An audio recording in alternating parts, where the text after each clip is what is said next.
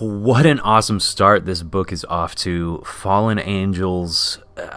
There's so much for me to mention here that really just touches on my favorite aspects of the writing and, all the depth involved with the imagery, the symbolism, foreshadowing. There's so much to love about this book. So Bryan Hill is doing the writing in this book. Simon Kodransky's doing the art. Frank D'Armata is doing colors. Looks like Joe Sabino's doing letters, and Tom Muller is doing design. And I don't exactly know what that means when you say that he's doing the design. It may have been the really cool paneling work that you saw, some bamboo kind of stuff, and some really artistic rendering there that I thought was pretty cool. Maybe we're talking about that. So, first off, and I got to talk about the art, just right off the bat. I felt it was a little difficult for me in a few ways, and first off, I kind of felt like it was a little bit hard to distinguish between really who's doing the talking in this book. And, I will say this, and it's not just this one artistic team or this one artist here. The design of Cable and Laura kind of, it threw me off a little bit, and it's not just this book. It's kind of like I said, I don't really care for Team Cable. So, I guess you could put that on Jonathan Hickman. he's really the editor of these books. So, it is what it is. Something about the art was off-putting, and, that's absolutely fine, but it was proportions, I think, were a bit off. But look, I say this often. I was talking to a friend recently.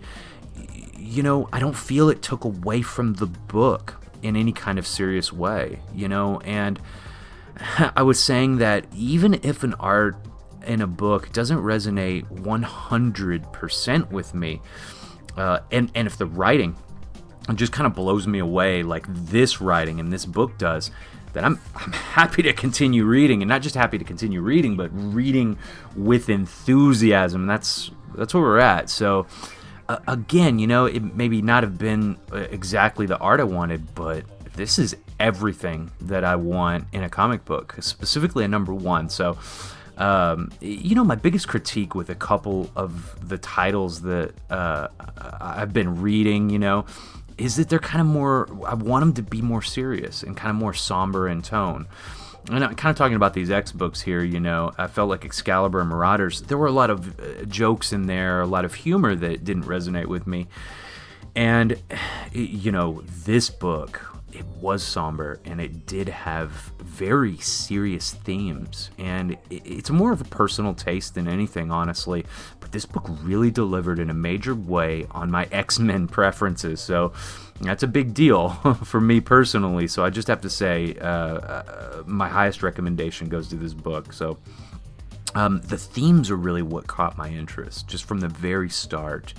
The writer on social media, Bryan Edward Hill, he mentioned that a prevailing theme is the price of utopia. And, even deeper than that, after reading this number one, even more themes emerged for me that they really touch on the dark aspects of psychology and move into territory that I think, some readers may find uncomfortable, but that's the kind of writing that I like, to see specifically in my favorite characters, which are the X-Men. It's not safe, so to speak, but it doesn't find itself limited because of that, because it's not afraid to take those risks.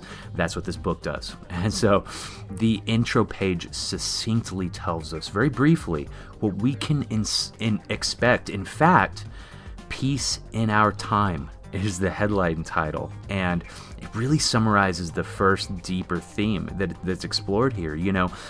What happens to warriors, those bred for war, assassins, when peace comes? Is there a place in a peaceful utopia for the warriors among us? The very real inevitability is that warriors will always need a war. They'll always need something to fight. And as the headline continues, it says, mutants around the world are flooding to the island nation of Krakoa for safety, security, and to be part of the first mutant society. New bonds are forged among mutant kind as old wounds heal. but the drums of war still beat for some. And that intro is poignant as it goes, with the next couple of pages in mind, which I'm going to spend a lot of time kind of brooding over these. I already have, in fact. And, we see Psylocke narrating, and she cuts her finger with her sword. She says, "Here on Krakoa, I can sheath my sword. Here, I need to make pain to be reminded of it, and even spilled blood brings new life." So that, from a writer's perspective, is absolutely fantastic imagery and symbolism. If you're looking at what's happening here in the art, think about what kind of a perfect utopia it must be, where even the act of spilling and losing your own blood, an act symbolizing death or coming closer to death, if it drops on a flower, it makes it bloom, the bud of the flower. And that's exactly what you see in this picture, having Psylocke's blood drop on the bud, bringing new life. That's fantastic, It continues, "Will you allow yourself paradise? Do you deserve it? Can you be part of it?"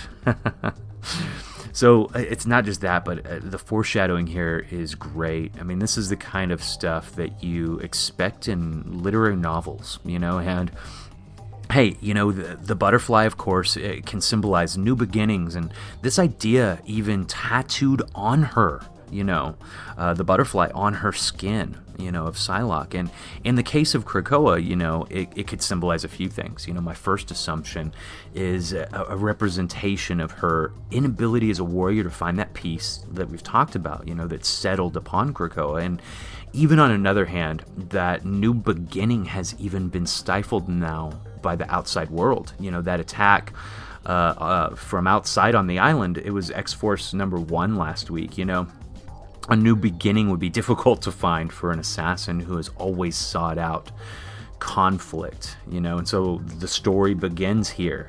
Just wonderful. And another thought about symbolism, that very first panel, it says, "Even the taste of jasmine in the air." It has a relevance. So in religious ceremonies, jasmine has represented purity. Again, the writer could have meant a ton of different things, but, the contrast there between purity and being an assassin in general, again, fantastic. I'm just, multiple levels. Again, symbolism is important to me, imagery, and hell, this page covers all of it. It's really great. So again, high praise to it. And so also an idea, I've been thinking about as I've read these first few Dawn of X books, and we're all the way through the number ones. This is the last premiere number 1. And, like last week in X-Force, confronting these themes, the idea of a happy nation where everyone can coexist like this seems innocent and even somewhat idealistic. Now, don't get me wrong, I'm an idealist myself, but, I guess all of that long-winded tangent, though, to say I love the literary qualities in this book, and so it gives my highest recommendation. I'll say this right now, and, any writer looking at this, number 1, would be able to really get a bit of insight and some extra tools for their tool belt if writing is their passion. So truly, use this page as an example, how to begin a book with symbolism, contrast, and imagery. So again, the next page even gives more meaning there to the foreshadowing there in this page. While, seemingly relaxed in peaceful meditation, Psylocke hears the voice of another in her mind speaking the name of her new enemy, an enemy that hasn't even been identified yet. The voice beckons her to kill a god named Apoth, and the voice calls, this is fantastic, "When Abraham heard the voice of truth, he did not ask. He listened. He placed his child on the slab. He raised the knife. I am truth, and you are not dreaming. You'll wither here, Psylocke, in the bosom of Xavier's peace. Take up this war. Gosh, I like this book. So the voice tells her to go to Tokyo, Japan, and so she goes to Magneto. He's in charge right now with everything that's happened with Xavier. Again, you'll have to read X-Force #1 to really know more about that, of course. I want you to read this book too, but these two are really good. And so she tells Magneto about her vision and, tells him that she has to leave, Something strikes me about the intensity of this story is the island is now on a full state of lockdown, meaning, no one can come and go, of course. Again, this is just an opinion of mine. I'm throwing tons of those out here, but, the society of Krakoa, it's a bit less than the utopia that everyone thinks it is. Of course, with what happened to Xavier, like I mentioned, everyone needs to be a little bit more cautious. Who knows what the ramifications of that are going to be? I just don't trust utopias, I guess is what I'm saying here. So Magneto gives her that permission, but only under the radar. Basically, he says, this conversation never happened, but he hints that he won't come after her, and he tells her to visit Sinister. And again, I'm so creeped out about playing nice with Sinister. I know I mention this consistently, but I'm not comfortable with him. I'm not comfortable with being around him on the island. If I was on the island of Krakoa, I would stay as hell the far away from Mr. Sinister as I possibly humanly could, or well, I guess mutantly could, if that's even a word. So here, I did find Sinister's position about all of this pretty fascinating, though. It feels it's kind of hinting at the fact that Sinister doesn't really believe in the paradise angle as well, and I think that's pretty fascinating too. Everyone's claiming Krakoa is that utopia. I think he's kind of hinting that it's not, and they talk together about killing. Sinister finds Psylocke's answers to his questions to be entertaining. Again, touches on some dark aspects of humanity that some people would be uncomfortable with, about death and killing, what it does to a person, and Sinister says, "Oh, how this paradise would judge us if it knew what we were."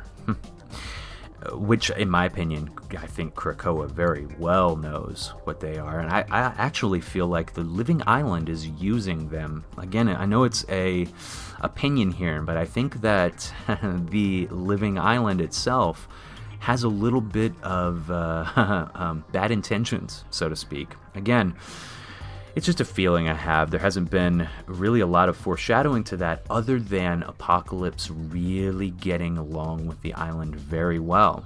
And Apocalypse is nothing but a villain. I'm going to be very clear about that here. So he tells her to make a team to go find Apoth.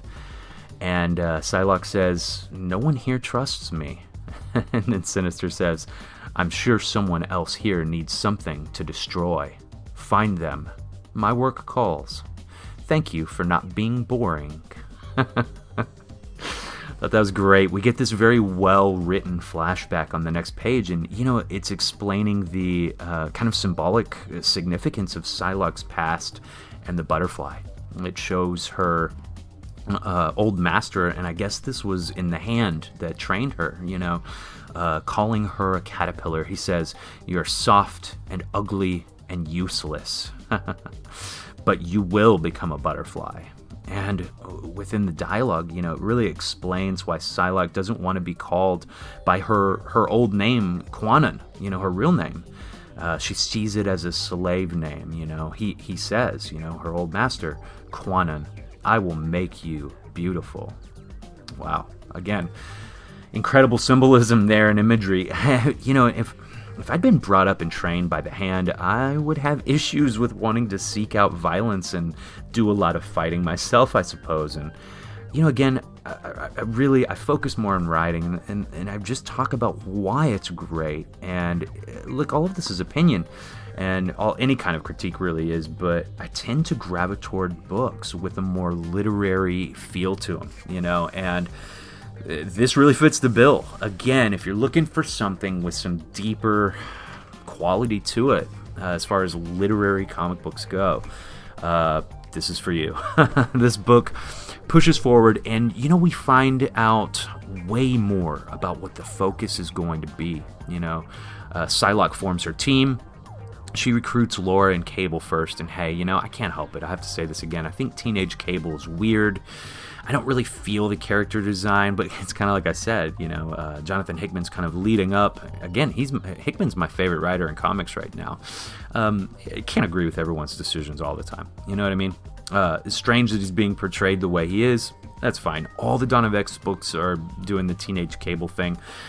Maybe there's a reason for it. I think there probably is. So you get in the pages to come some deeper character development, and it happens naturally, and that's what I feel like is missing so often from a lot of what I read in modern books, is the natural flow of character development. And what I love is that it happens in dialogue here in this book, and I think that's important for kind of writers to think about, to focus on.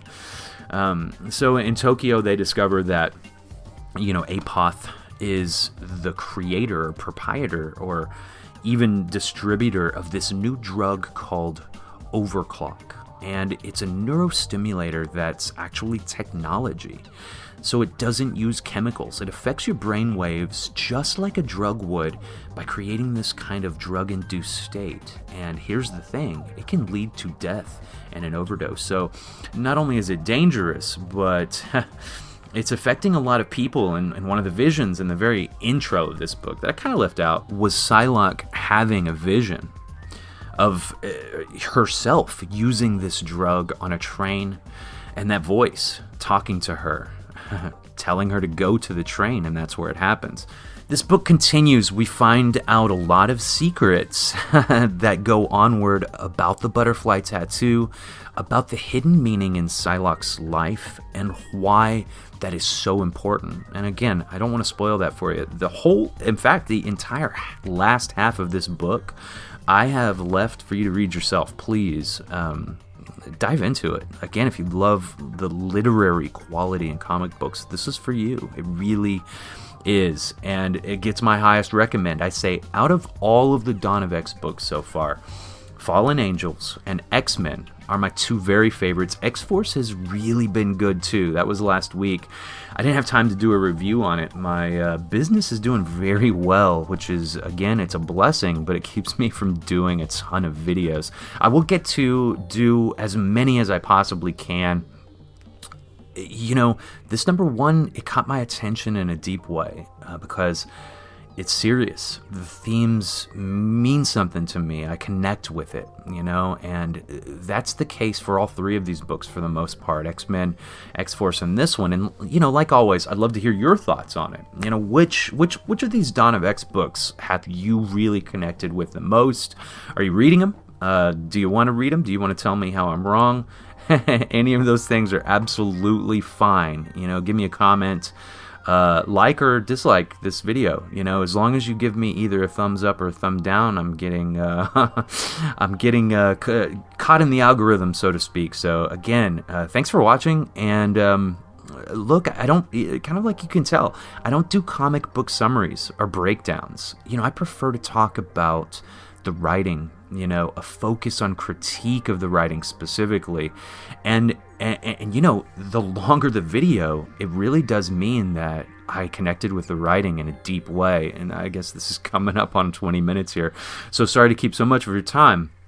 But this has been my favorite book so far out of all of these, which is absolutely wild because, let me say this, Jonathan Hickman is my favorite comic book writer, at least right now he is, and so to have a different writer come in and really just push past those expectations, fantastic. I'll tell you right now, Fallen Angels is my biggest recommend of the entire month. Pick up this number one. Let me know what you think. I'd love to hear it, and as always, you are the gateway into comics.